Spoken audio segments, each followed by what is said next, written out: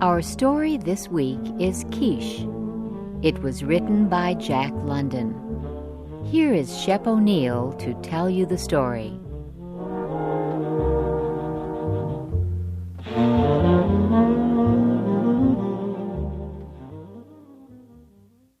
Keesh lived at the edge of the polar sea. He had seen 13 suns in the Eskimo way of keeping time. Among the Eskimos, the sun each winter leaves the land in darkness, and the next year a new sun returns, so it might be warm again. The father of Keesh had been a brave man, but he had died hunting for food. Keesh was his only son. Keesh lived alone with his mother, Ikiga. One night, the village council met in the big igloo of Kloshkwan, the chief. Keesh was there with the others. He listened, then waited for silence.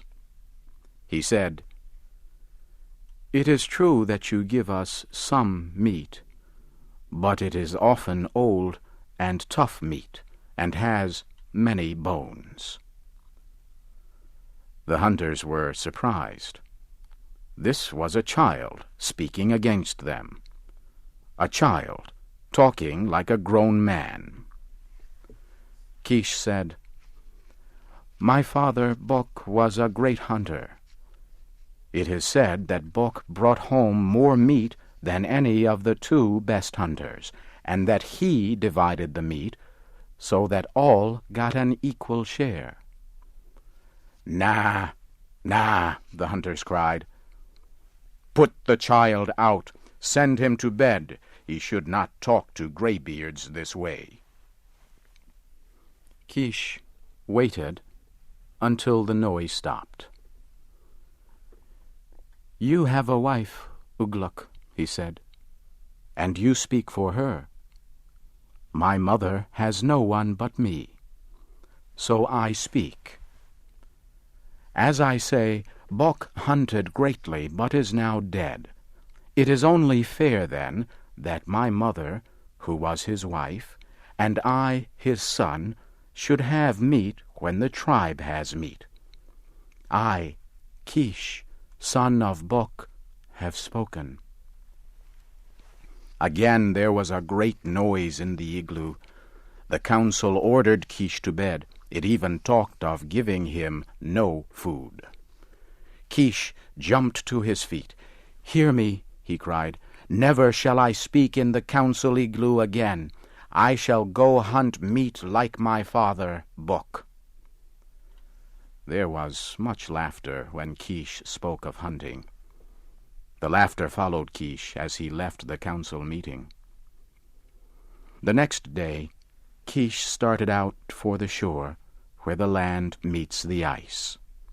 Those who watched saw that he carried his bow and many arrows. Across his shoulder was his father's big hunting spear. Again there was laughter. One day passed, then a second. On the 3rd day, a great wind blew. There was no sign of Keesh.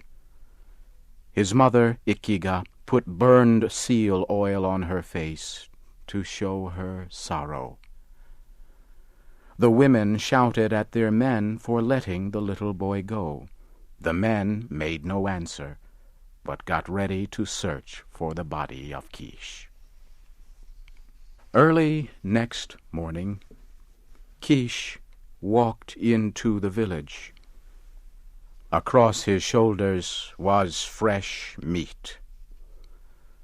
"Go, you men, with dogs and sleds, follow my footsteps. Travel for a day," he said. "There is much meat on the ice, a she-bear and her 2 cubs." His mother was very happy. Keesh, trying to be a man, said to her, "Come, Ikiga, let us eat, and after that I shall sleep, for I am tired." There was much talk after Keesh went to his igloo. The killing of a bear was dangerous, but it was 3 times more dangerous to kill a mother bear with cubs. The men did not believe Keesh had done so, but the women pointed to the fresh meat. At last, the men agreed to go for the meat that was left, but they were not very happy. One said that even if Keesh had killed the bear, he probably had not cut the meat into pieces. But when the men arrived, they found that Keesh had not only killed the bear, but had also cut it into pieces, just like a grown hunter. So began the mystery of Keesh. On his next trip, he killed a young bear, and on the following trip, a large male bear and its mate. Then there was talk of magic and witchcraft in the village. "He hunts with evil spirits," said one. "Maybe his father's spirit hunts with him," said another. Keesh continued to bring meat to the village. Some people thought he was a great hunter. There was talk of making him chief after old Kloshkwan. They waited, hoping he would come to council meetings, but he never came. "I would like to build an igloo," Keesh said one day, "but I have no time. My job is hunting, so it would be just if the men and women of the village who eat my meat build my igloo." And the igloo was built. It was even bigger than the igloo of the chief, Kloshkwan. One day, Ugluk talked to Keesh. "It is said that you hunt with evil spirits, and they help you kill the bear." "Is not the meat good?" Keesh answered. "Has anyone in the village yet become sick after eating it? How do you know evil spirits are with me? Or do you say it because I am a good hunter?" Ugluk had no answer. The council sat up late, talking about Keesh and the meat. They decided to spy on him. On Keesh's next trip, 2 young hunters, Bim and Bon, followed him. After 5 days, they returned. The council met to hear their story. "Brothers," Bim said, "we followed Keesh, and he did not see us. The first day he came to a great bear. Keesh shouted at the bear loudly. The bear saw him and became angry. It rose high on its legs and growled, but Keesh walked up to it." "We saw it," Bon, the other hunter, said. "The bear began to run toward Keesh. Keesh ran away, but as he ran, he dropped a little round ball on the ice. The bear stopped and smelled the ball, then ate it. Keesh continued to run, dropping more balls on the ice. The bear followed and ate the balls." The council members listened to every word. Bim continued the story. "The bear suddenly stood up straight and began to shout in pain. 'Evil spirits,' said Ugluk. "I do not know," said Bon. "I can tell only what my eyes saw." The bear grew weak. Then it sat down and pulled at its own fur with its sharp claws. Keesh watched the bear that whole day. For 3 more days, Keesh continued to watch the bear. It was getting weaker and weaker. Keesh moved carefully up to the bear and pushed his father's spear into it. "And then?" asked Clochequan. "And then we left." That afternoon, the council talked and talked. When Keesh arrived in the village, the council sent a messenger to ask him to come to the meeting. But Keesh said he was tired and hungry. He said his igloo was big and could hold many people if the council wanted a meeting. Clochequan led the council to the igloo of Keesh.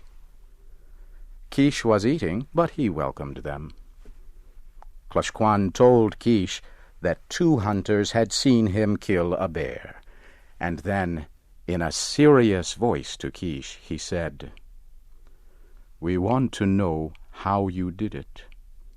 Did you use magic and witchcraft?" Keesh looked up and smiled. "No, Clochequan, I am a boy. I know nothing of magic or witchcraft. But I have found an easy way to kill the ice bear. It is headcraft, not witchcraft." "And will you tell us, O Keesh?" Clochequan asked in a shaking voice. "I will tell you. It is very simple. Watch." Keesh picked up a thin piece of whalebone. The ends were pointed and sharp as a knife. Keesh bent the bone into a circle. Suddenly, he let the bone go, and it became straight with a sharp snap. He picked up a piece of seal meat. "So," he said, "first make a circle with a sharp, thin piece of whalebone. Put the circle of bone inside some seal meat. Put it in the snow to freeze. The bear eats the ball of meat with the circle of bone inside. When the meat gets inside the bear, the meat gets warm, and the bone goes snap. The sharp points make the bear sick. It is easy to kill then. It is simple." Ugluck said, "Oh." Clochequan said, "Ah." Each said something in his own way, and all understood. That is the story of Keesh, who lived long ago on the edge of the polar sea. Because he used headcraft instead of witchcraft, he rose from the poorest igloo to be the chief in the village. And for all the years that followed, his people were happy. No one cried at night with pains of hunger. You have heard the story Keesh. It was written by Jack London. Your storyteller was Shep O'Neill. Shep O'Neill. Shep O'Neill.